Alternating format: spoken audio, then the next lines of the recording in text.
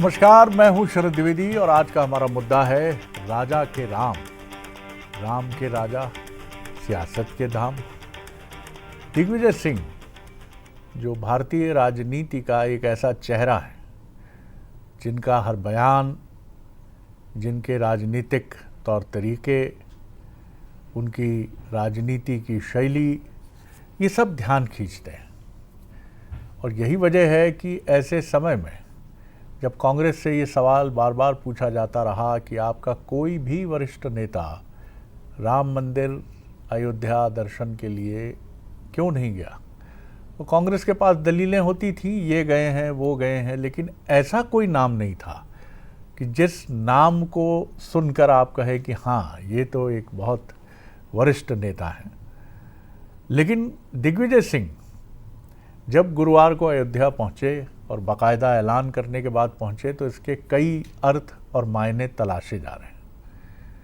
और ये तय मानिए, अगर दिग्विजय सिंह जी के दौरा क्या, उनके तीर्थ धाम के दर्शन के बाद राहुल गांधी या कांग्रेस के दूसरे दिग्गज नेता भी वहाँ जाते हैं, तो ये माफ़ कीजिएगा, क्योंकि राजनीति है तो हर चीज़ में जहन में तो बात आती है, क्या दिग्विजय सिंह जी अयोध्या का और उत्तर प्रदेश का तापमान टटोलने गए थे?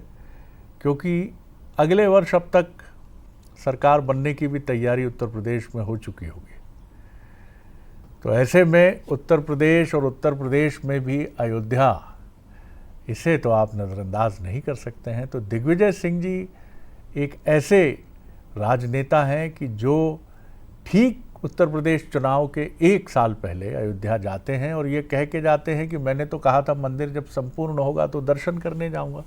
मंदिर क्या अभी संपूर्ण हुआ है? अगर आप देखें तो अभी इसमें और समय लगेगा, पूर्णता के काम निरंतर जारी हैं वहाँ। तो कई बड़े प्रश्न हैं, आज इसी पर हमारी डिबेट है। सबसे पहले देखिए हमारी ये रिपोर्ट है।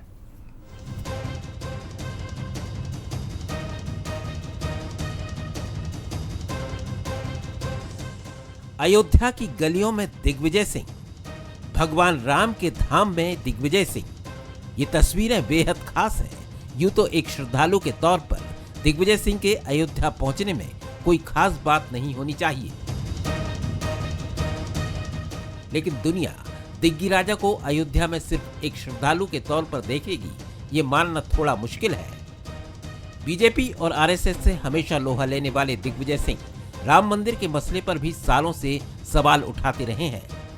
ऐसे में उनके अयोध्या पहुंचने में सियासत ना हो, ऐसा भला कैसे हो सकता है? खुद दिग्विजय सिंह भी जानते हैं, शायद इसलिए दर्शन के तुरंत बाद उन्होंने कहा, इसे सियासत से ना जोड़ें। हर व्यक्ति कांग्रेस में अपने अपने आस्था अनुसार धर्म का पालन करता है। हम धर्म का दुरुपयोग ना तो व्यवसाय के लिए करते हैं, न राजनीति के लिए करते हैं। हमारी आस्था जो भी जिस धर्म का व्यक्ति क्यों ना हो, चाहे हिंदू हो, चाहे मुसलमान हो, चाहे सिख हो, चाहे ईसाई हो, चाहे पारसी हो, हर व्यक्ति अपने धर्म का आस्था अनुसार पालन करता है, लेकिन उसका राजनीतिक दुरुपयोग नहीं करना चाहिए। उधर अयोध्या में दिग्विजय सिंह रामलला के दर पर पहुंचे तो इधर मध्य प्रदेश में सियासत गर्मा गई। कांग्रेस ने कहा कि राम मंदिर बीजेपी की बपौती नहीं है, तो बीजेपी ने दिग्विजय सिंह के अयोध्या जाने की टाइमिंग पर सवाल उठाते हुए कहा कि दिग्विजय सिंह राज्यसभा जाने के लिए अपनी ही पार्टी पर दबाव बना रहे हैं। राम मंदिर का निर्माण शुरू हुआ था, तो उसमें उन्होंने काफी बड़ी राशि चेक के रूप में दी थी, हमने भी दी थी। दिग्विजय सिंह जी ने कहा था कि जब मंदिर पूर्ण हो जाएगा तब जाके दर्शन करेंगे, तो मंदिर पूर्ण हुआ है, दर्शन करें। तो बीजेपी की बपौती नहीं है ये, जो बीजेपी के नेता सवाल उठाते हैं। इनके पेट में क्यों दर्द हो रहा है? किसी उद्देश्य परक राजनीति को करते हैं, ऐसे उनके मूवमेंट होते हैं। और एक दृष्टि से आप देखें तो उनका अयोध्या जाना इस समय, जब आपको मालूम है मई में राज्यसभा की सीट निकल कर आ रही है और एक ही सीट है, उसके कई चाहने वाले हैं, मुझे ऐसा लगता है कि दिग्विजय सिंह अपने अंदर ही किसी को फटकरी देने का प्रयास कर रहे हैं, क्योंकि कांग्रेस और राम मंदिर ये एक दूसरे के विरोधाभासी हैं। ये दिलचस्प है कि सोनिया और राहुल गांधी सहित अब तक कोई भी वरिष्ठ कांग्रेस नेता रामलला के दर्शन करने नहीं पहुंचा है। ऐसे में दिग्विजय सिंह के अयोध्या पहुंचने को बीजेपी उनकी पार्टी से बगावत के तौर पर देख रही है। या तो वो प्रभु राम से उसी राज्यसभा सीट की कामना करने गए हैं या फिर गांधी परिवार पर और प्रेशर बनाने गए हैं कि वो नहीं गए तो गांधी परिवार के मूल एजेंडे जिसमें राम विरोध शामिल है, कांग्रेस का मूल एजेंडा जिसमें सनातन विरोध शामिल है, वो उसके विरोध में काम करेंगे। दिग्विजय सिंह एक तीर से कई निशाने साधते हैं जो इस बार भी साध रहे हैं। दिग्विजय सिंह अपनी दोधारी सियासत के लिए पहचाने जाते हैं, यानी उनका कोई भी सियासी मूवमेंट जितना विपक्ष को चुनौती देता है उतना ही अपनी पार्टी को भी चौंकाता है। अब राम के दरबार से कोई भी खाली हाथ तो लौटता नहीं है। दिग्गी राजा को क्या आशीर्वाद मिला, ये देखना दिलचस्प होगा। इससे पहले कि हम डिबेट की तरफ आगे बढ़ें, लखनऊ में बंसल न्यूज से बातचीत में दिग्विजय सिंह जी ने क्या कहा, एक झलक उसकी भी देख लेते हैं, फिर डिबेट की तरफ बढ़ते हैं। कांग्रेस के वरिष्ठ नेता और मध्य प्रदेश के पूर्व मुख्यमंत्री दिग्विजय सिंह जी ने आज अयोध्या में राम मंदिर में दर्शन किया, हनुमानगढ़ी में दर्शन किया। इस समय वो लखनऊ में है, उनसे बात करेंगे। सर, आपका संकल्प था कि मंदिर का निर्माण पूरा हो जाएगा तो दर्शन करेंगे, रामनवमी भी है तो आज आपने दर्शन किया, क्या कहेंगे? जब रामलला ने याद किया तो आ गए। सर, आपके दर्शन के बाद अब ये कयास लगने लगे हैं, चर्चा चलने लगी कि राहुल गांधी जी अयोध्या कब आएंगे, क्या आपकी कोई बातचीत होगी? जब प्रभु राम बुलाएंगे तो आ जाएंगे, उनको कोई वो ऐतराज थोड़ी ना है, उन्होंने कभी कोई विरोध थोड़ी ना किया है। आपने मंदिर निर्माण के समय भी चंदा दिया था, आपने उसके बाद भी दिया, इसको लेकर तमाम तरह राजनीति भी होती रही है कि आप जो है विरोध करते हैं, तमाम बातें हुई, विपक्ष ने कहा। विपक्ष का काम विरोध करना है और झूठ फैलाना है। अब उसमें तो मुझे इतना ही मैं कहूँगा कि मैं एक धार्मिक व्यक्ति हूँ और मैंने हमेशा सनातन धर्म की सारे मान्यताओं को मानकर अपना जीवन बिताया है। तो आपने देखा, मैं एक सनातनी व्यक्ति हूँ, धार्मिक व्यक्ति हूँ, और ये बात दिग्विजय सिंह जी बहुत पहले से कहते रहे। लेकिन महत्वपूर्ण बात है कि राहुल गांधी को जब प्रभु बुलाएंगे तो आ जाएंगे, कोई उनका विरोध थोड़ी है। हमारे सवाल देखिए, क्या दिग्विजय सिंह का अयोध्या दौरा सिर्फ उनकी आस्था तक ही सीमित है? देखिए, ये सवाल इसलिए उठते हैं कि माफ़ कीजिएगा, ये बात बिल्कुल सही है, लाजिमी है कि एक राजनेता अगर राजनीति नहीं भी करता है तब भी उसमें राजनीति ढूंढी जाती है, और ये राजनीति का साइड इफ़ेक्ट कह लीजिए या ऑक्यूपेशनल हैज़ार्ड कह लीजिए, एक उसका दुष्प्रभाव कह लीजिए, जो भी है, लेकिन ये है। दूसरा सवाल है, क्या दिग्विजय सिंह ने सियासी एजेंडे के तहत रामलला के दर्शन किए हैं? दिग्विजय सिंह के दौरे की टाइमिंग क्या राज्यसभा चुनाव से प्रेरित है? क्योंकि कहा यह जा रहा था कि राम मंदिर की जो डेडलाइन है पूरी होने की वो अप्रैल 2026 है, तो अभी तो मार्च ही चल रहा है। अप्रैल में भी जा सकते थे, उसके बाद भी जा सकते थे कि अप्रैल की डेडलाइन पूरी हो गई है, अब सब कुछ कंप्लीट हो चुका है, मुकम्मल हो चुका है। जो मेहमान हमारे साथ हैं उनसे मिलिए। अमित तावरे जी हैं, युवा नेता हैं, स्पोक्स पर्सन हैं कांग्रेस के लिए, बहुत स्वागत है। पंकज चतुर्वेदी जी हैं, बीजेपी के वरिष्ठ नेता हैं और लेखक हैं, मोटिवेशनल स्पीकर हैं, उनका बहुत स्वागत है। दिनेश गुप्ता जी हैं, वरिष्ठ पत्रकार हैं, राजनीतिक विश्लेषक हैं, उनका भी बहुत स्वागत है। दिनेश जी, कैसे देखते हैं आप दिग्विजय सिंह जी के दौरे को? राज्यसभा चुनाव 9 अप्रैल, टाइमिंग राम मंदिर पूरे होने की डेडलाइन अप्रैल 2026। राहुल गांधी के बारे में जब बंसल न्यूज़ ने लखनऊ में उनसे पूछा तो उन्होंने कहा कि जब प्रभु बुलाएंगे तो वो भी आ जाएंगे, उनका कोई विरोध थोड़ी है। तमाम बातें तरह तरह की, और फिर मैं कहूँगा कि राजनेता भले ही अराजनीतिक मन से कहीं भी जाए, लेकिन राजनीति तो देखी ही जाती। कैसे देखते हैं आप उनको, और क्या है आपके विश्लेषण का सिरा? जी। कि राजनीति बगैर कयास के कभी होती नहीं है, क्योंकि उसमें कयास लगातार चलते रहते हैं। ये दिग्विजय सिंह जी का जो अयोध्या दौरा है, इसे राजनीतिक उस पर नहीं देखना चाहिए कि कोई इसमें राजनीति उनकी होगी। कारण ये है कि जिस राज्य से वो हैं वहाँ कोई चुनाव नहीं है, उत्तर प्रदेश जहाँ वो गए वहाँ भी चुनाव नहीं है, और दिग्विजय सिंह वो व्यक्ति नहीं है कि जो किसी धार्मिक स्थल पर, जो सनातनी धार्मिक स्थल हैं, उन पर जाते ना हों। वो हमेशा जाते हैं, कई स्थानों पर दिखते रहे हैं। तो उनका रामलला का दर्शन करने जाना केवल इसलिए लोगों की चर्चा का या अनुमान का विषय हो सकता है कि वो साहब प्राण प्रतिष्ठा समारोह में नहीं गए। वो प्राण प्रतिष्ठा समारोह की सियासत एक अलग तरह की सियासत थी, और अभी जो दिग्विजय सिंह वहाँ गए हैं, मुझे लगता है उनका जो निजी आस्था है वो राम मंदिर को लेकर उनकी कोई ऐसा नहीं है कि उन्होंने कोई व्यक्तिगत तौर पे कोई राम के विरोधी हैं या उन्होंने जो है ना रामलला के मंदिर के दर्शन ना करने का कोई प्रण लिया और अचानक चले गए हों। ये जो है कहीं ना कहीं वो उन्होंने अपना एक कोई संकल्प पूरा किया होगा, या उन्होंने जो जिस तरह से एक सहयोग भी दिया था, आर्थिक सहयोग भी दिया था, तो वहाँ जाने की मंशा तो उन्होंने पहले ही जाहिर कर दी थी, अन्यथा आर्थिक सहयोग क्यों देते वो? यदि राम मंदिर के नाम पर चंदा क्यों देते? वो चंदा देने वालों में भी थे। दिनेश जी, तो आप क्या सियासी मुझे लगता है कम है जी, आप क्या ये कहना चाह रहे हैं कि वो कांग्रेस के बाकी नेताओं की तुलना में अधिक धार्मिक और सनातनी हैं? क्योंकि मैं नाम नहीं लेना चाहूँगा, लेकिन मध्य प्रदेश के दिग्गज कांग्रेस के कौन कौन से नेता गए, मेरे पास जानकारी नहीं है इसकी। राष्ट्रीय राजनीति में सनातन या हिंदुत्व से जुड़े हुए इसके फॉलोअर्स कौन कौन से नेता गए, इसकी भी जानकारी नहीं है जी। देखिए, दिग्विजय सिंह जैसे कद के नेता या जिस तरह की उनकी सियासत है, वो दूसरे नेताओं को यदि आप देखेंगे ना तो उस तरह की उनकी सियासत नहीं मिलेगी।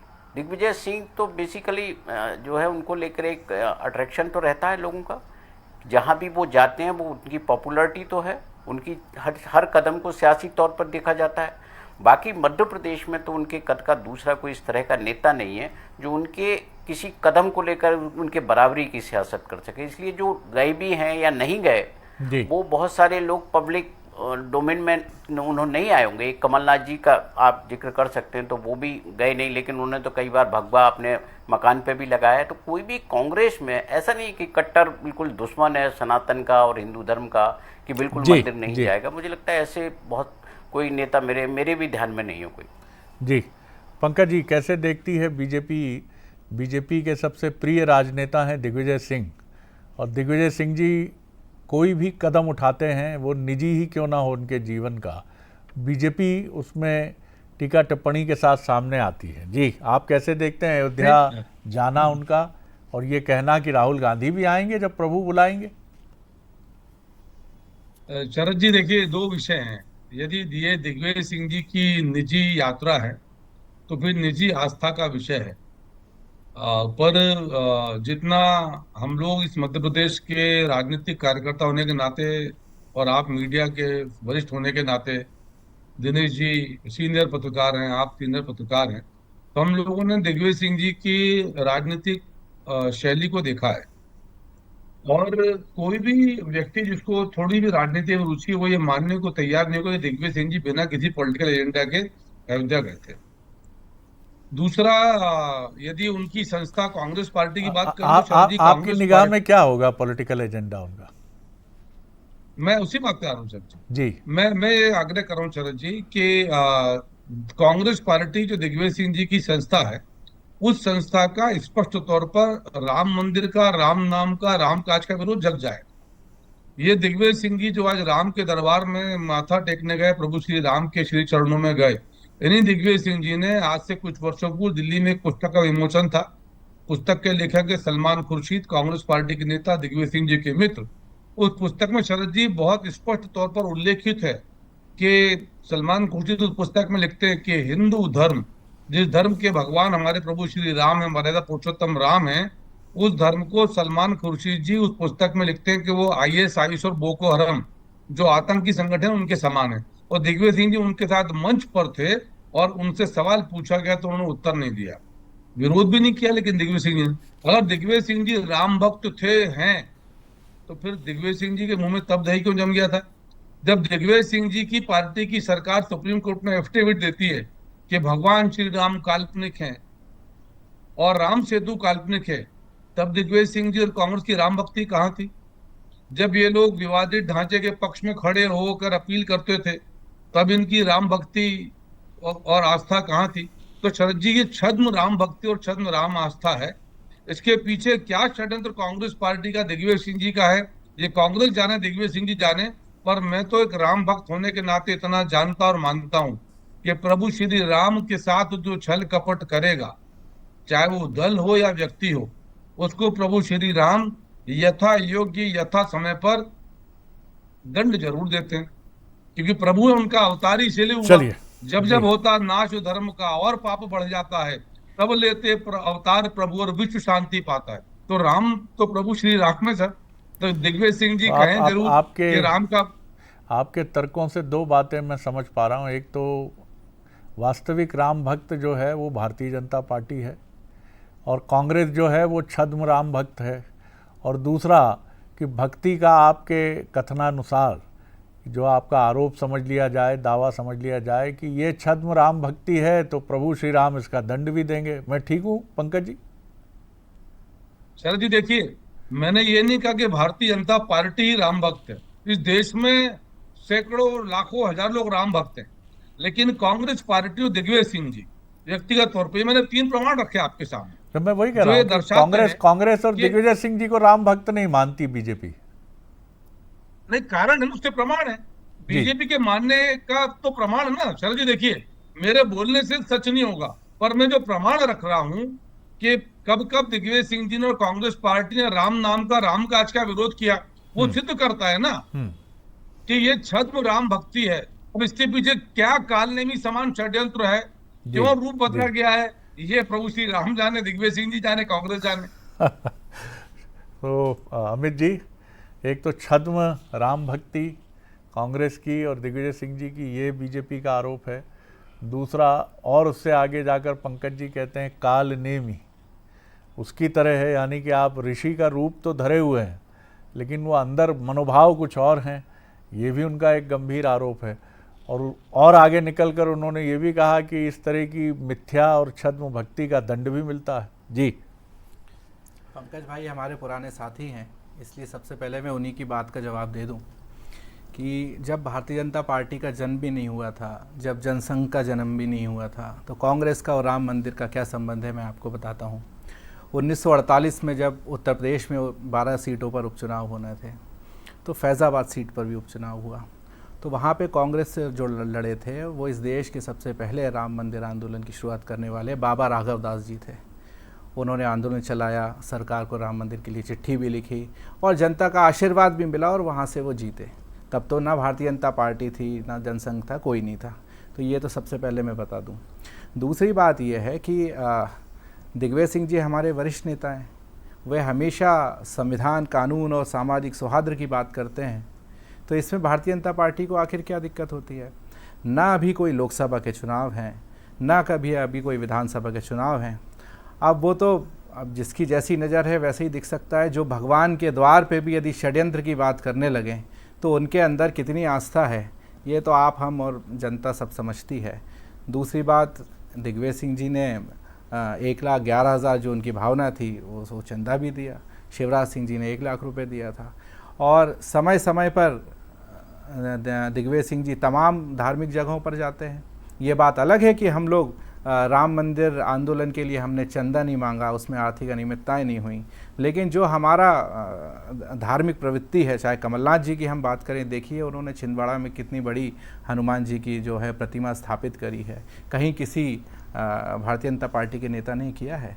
दिग्विजय सिंह जी की ये लोग बात करते हैं, ये लोग तो कभी कल्पना भी नहीं कर सकते कि इतनी उम्र में पैदल नर्मदा परिक्रमा यात्रा ये कर सकते हैं, ये नहीं कर सकते। तो हम इस बात को जानते हैं कि दिग्विजय सिंह जी का फोबिया है भारतीय जनता पार्टी को, वो कुछ भी करें इनको उसमें षड्यंत्री दिखाई देता है। और एक छोटा सा उदाहरण भी है, मैं वरिष्ठ किसी से सुन रहा था कि जब 1992 में हमारे देश में जब चुनाव हुआ था, उस समय मध्य प्रदेश के जितने भी मंदिर थे, तमाम उन मंदिरों का दिग्विजय सिंह जी ने दौरा किया था। वो जो आर्थिक स्थिति से मदद कर सकते थे जीर्णोद्धार के लिए, उसमें किया था। उसमें एक हमारा भी मंदिर शामिल था, भोपाल का। तो ये हर चीज़ को एक षड्यंत्र कहना, हर चीज़ को ये कहना कि राजनीति है, तो मुझे ऐसा लगता है कि भारतीय जनता पार्टी को ये ध्यान रखना चाहिए कि राम सबके हैं। ये राम तब से हैं जब ना भारतीय जनता पार्टी थी, ना कांग्रेस थी, ना जनसंघ था, ना संघ था। राम तब से सबके हैं। बोलिए पंकज जी, जल्दी से बोलिए, 10 सेकंड 15 सेकंड। जी आवाज़ नहीं आ रही है आपकी पंकज जी, मैं फिर लौटूंगा आपकी तरफ। ऑडियो में मेरी आवाज़ आ रही है? हाँ बोलिए बोलिए, मेरी आवाज़ आ रही है? हाँ बोलिए।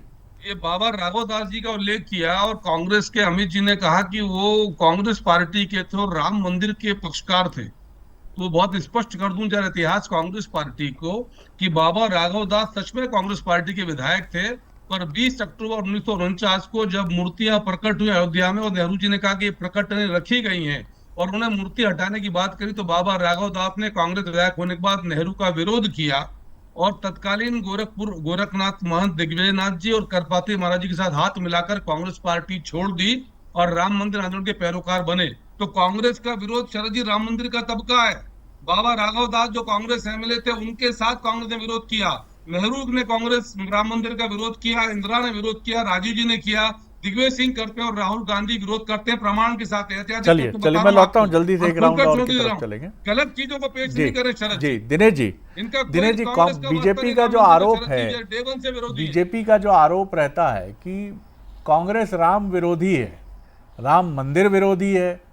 नेहरू जी भी आ जाते हैं फिर, जैसा पंकज जी ने तुरंत ऐतिहासिक तथ्यों का हवाला देते हुए दावा किया कि नेहरू जी से क्षुब्ध थे जो विधायक जीते 1948 में, उन्होंने बाबा राघव दास, और वो उन्होंने विरोध किया। क्या आप मानते हैं कि ये छवि उत्तर भारत के आम जनमानस में है कांग्रेस को लेकर कि उसने राम मंदिर को लेकर, भले ही वो ये ना माने कि राम मंदिर विरोधी है कांग्रेस, लेकिन एक पैसिव एटीट्यूड रहा, एक ठंडा निष्क्रिय या उदासीन सा रवैया रहा कांग्रेस का, और उसके उलट बीजेपी ने तो राम मंदिर आंदोलन का नेतृत्व ही किया। क्या ये छवि ही बार बार भारी पड़ती रही है कांग्रेस के ऊपर? केवल एक राम मंदिर मुद्दा नहीं है, बहुत सारे जो मुद्दे हैं जो उत्तर भारत की राजनीति में, जिसे हम काऊ स्टेट भी कहते हैं, वहाँ कांग्रेस को नुकसान हुआ। और ये ऐसा नहीं है कि 2014 से जो है ये मुद्दा बहुत मजबूत हुआ। आप मध्य प्रदेश को ही देखेंगे तो कांग्रेस यहाँ लोकसभा की कितनी सीटें जीतती थी 2014 से पहले भी, या इसके पहले भी जो था, एक 2009 का इलेक्शन छोड़ दें जहाँ 11 सीटें मिली थी, तो उसको जो सीटें मिलती नहीं, 2 सीटें तो वो पक्की मानते थे, 2 और 3 सीटें, उससे ज़्यादा तो वो कभी बढ़ते नहीं थे लोकसभा में। तो यहाँ वैसे भी जो है केवल राम मंदिर के मुद्दे के कारण नहीं, जो भारतीय जनसंघ है या जो हिंदू महासभा है, उसके कारण मध्य प्रदेश में जो प्रभाव रहा है, भारतीय जनता पार्टी जिनसे निकली है, उसका लाभ जो है भारतीय जनता पार्टी अभी भी उठा रही है। कांग्रेस को लगातार नुकसान हुआ, बहुत ज़्यादा दोनों के बीच में अंतर होता नहीं है। तो राम मंदिर का मुद्दा ना उत्तर प्रदेश में उतना इफेक्टिव रहा। उत्तर प्रदेश में कब भारतीय जनता पार्टी की पूर्ण सरकार बनी? अभी आप देखिए कि योगी जी जब पहली बार मुख्यमंत्री बने तब पूर्ण बहुमत के साथ बनी। तो बहुत सारे फैक्टर भी होते हैं, लेकिन राम मंदिर के फैक्टर को चूंकि मोदी जी की सबसे बड़ी उपलब्धि ये मानी जाती है, तो भारतीय जनता पार्टी स्वाभाविक तौर पर उसका लाभ लेना चाहेगी और उसको जिंदा रखना चाहेगी उस मुद्दे को लगातार। तो ये जो मुद्दा है, अब धीरे धीरे इसकी तीव्रता भी कम हो रही है, क्योंकि कुछ नए मुद्दों की भी आवश्यकता भारतीय जनता पार्टी को है कि जो उसके हिंदुत्व के मुद्दे को मजबूत बनाए रखें। तो बहुत सारे हैं, दिग्विजय सिंह उसका है कि वो संघ की तारीफ करते हैं तब भारतीय जनता पार्टी को अच्छे लगते हैं। तो अलग अलग तरह के मौके पे आप देखेंगे ना कि दिग्विजय सिंह किस तरह से भारतीय जनता पार्टी के प्रिय भी हो जाते हैं और उनके विरोधी भी हो जाते हैं। बिल्कुल, लेकिन ये भी दिलचस्प होगा देखना कि क्या दिग्विजय सिंह जी वाकई धार्मिक आस्था के साथ किसी राजनीतिक एजेंडा के तहत भी गए थे। क्या अयोध्या में राहुल गांधी जी की कोई रैली हो सकती है निकट भविष्य में? बीच में चर्चाएं थीं कि पार्लियामेंट्री कमेटी की कोई बैठक है जिसके सदस्य राहुल भी हैं, तो वो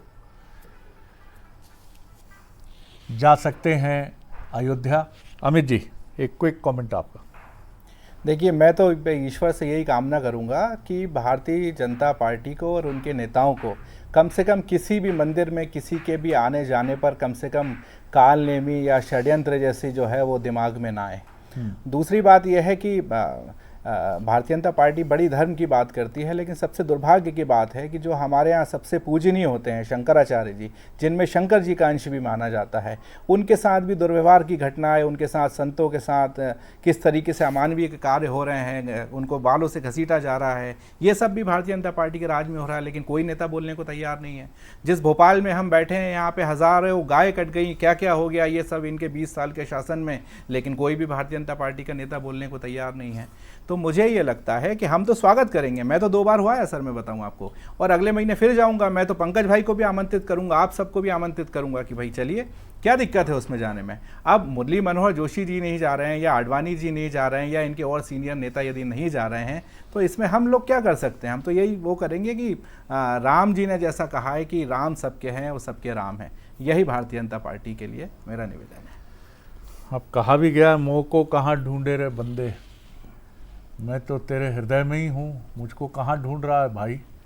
राम तो सबके हृदय में है, लेकिन राम निश्चित तौर पर एक ऐसा मसला भी हो जाते हैं इस देश में कि वो कहीं ना कहीं राजनीति का केंद्र बिंदु या बहुसंख्यकों का मान बिंदु होने की वजह से, और इस पूरे मूवमेंट में जिसकी शुरुआत 90 के दशक या 80 के दशक के मध्य में शुरू होती है, उसमें बीजेपी लीड करती है, और बीजेपी बिना किसी हिचकिचाहट के एक साफ रास्ता चुनती है, और कांग्रेस अपने पूर्व इतिहास की वजह से हिचकिचाती है। और दिग्गज जी ने बिल्कुल सही कहा कि मसला राम मंदिर का ही नहीं है, अल्पसंख्यक परस्त और बहुसंख्यक परस्त राजनीति का भी है, जिसमें कांग्रेस अपने दुविधापूर्ण नज़रिए की वजह से कई बार बहुसंख्यकों की निगाह में प्रश्नांकित हुई कि भैया आपका साफ स्टैंड क्या है, क्या आप ये कह रहे हैं, क्या आप वो कह रहे हैं, हमें साफ बताइए आप क्या कह रहे हैं। बात सही है,